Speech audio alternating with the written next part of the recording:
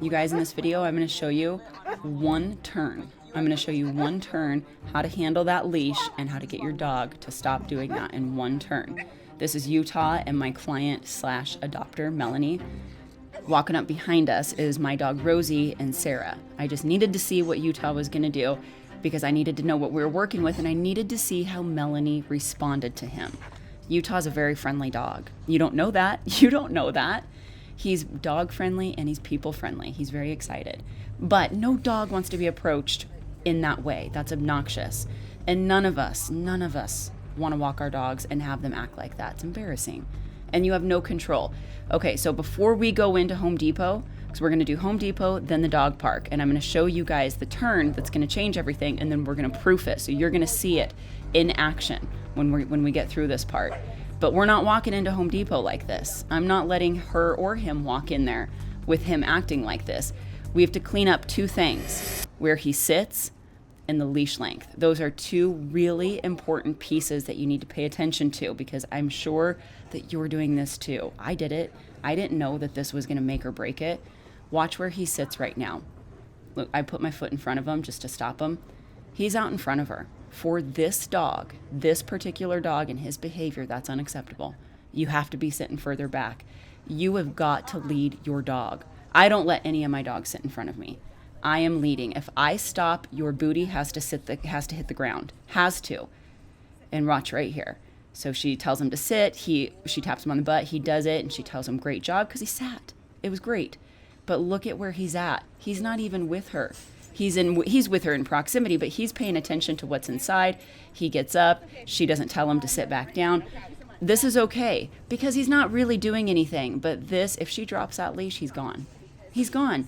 He has to be led. He needs to know to check in with his owner.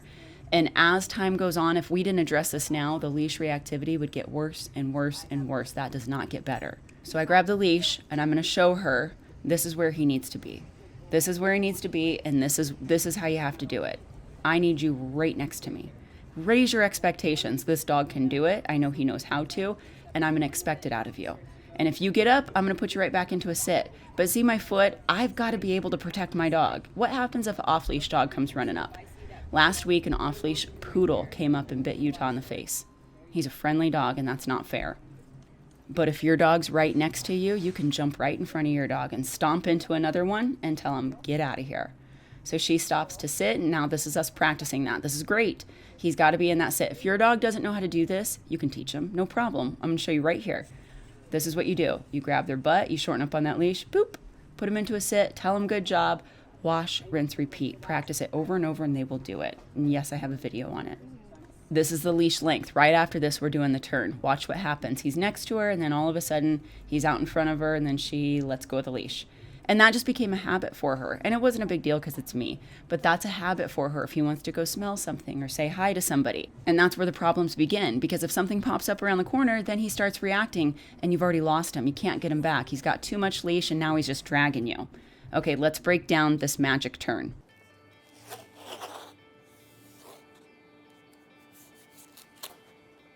This move only works if your timing, your leash length, and your footwork is on point.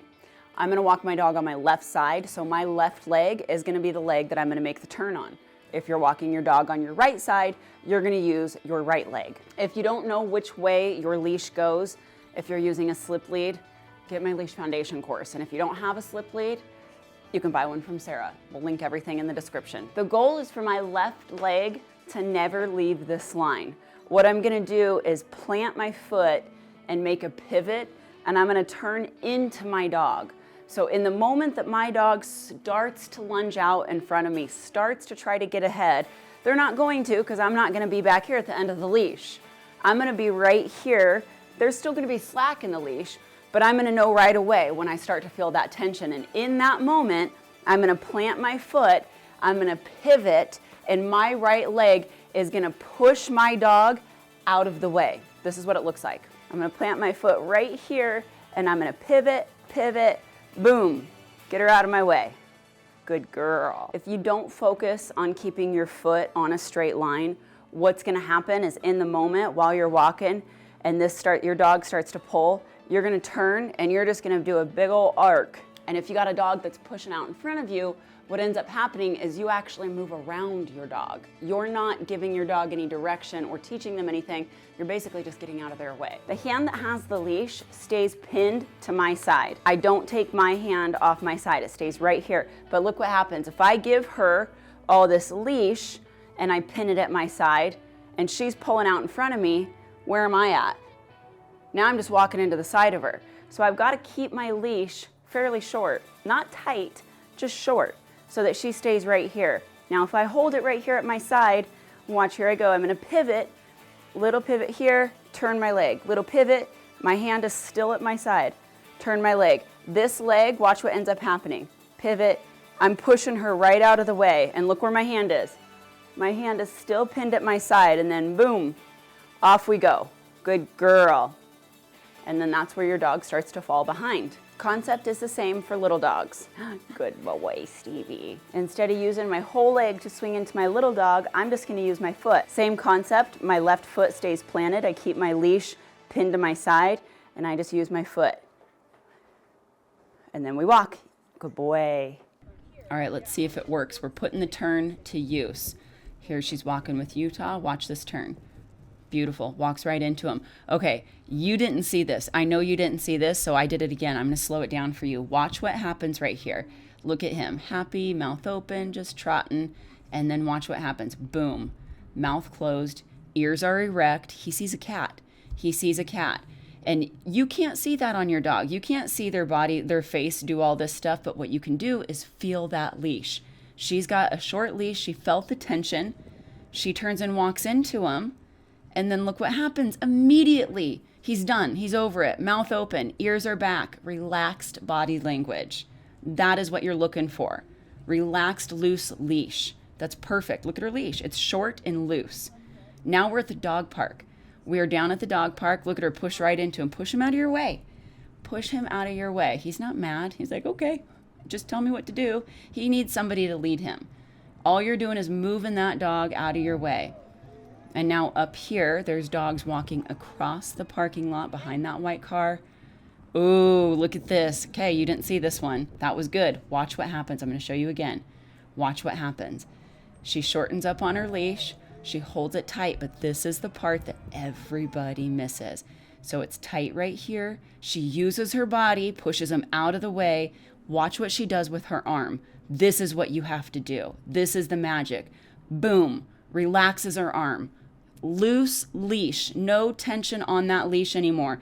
And she uses her body to push him out of the way. If you hold tension on that leash, you are going to light your dog up.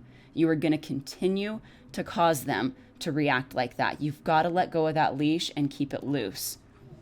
All right, and then right here, there's dogs getting out of the car, and they're all going into the dog park. So boom, let's go this way. Move them out of the way. Look at him. He just slows down. No big deal. And this time, we're not going to move through it. This time, the dogs are going to walk right past us. I don't have enough time in this video to break all of that down, but in my course, fixedleashreactivity.com, it's $20.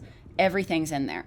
And if you don't know how to handle that leash, you want a right turn, a left turn, how to put that leash on right, how to do a back pedal, how to do that auto sit. That's in my course, Leash Foundation.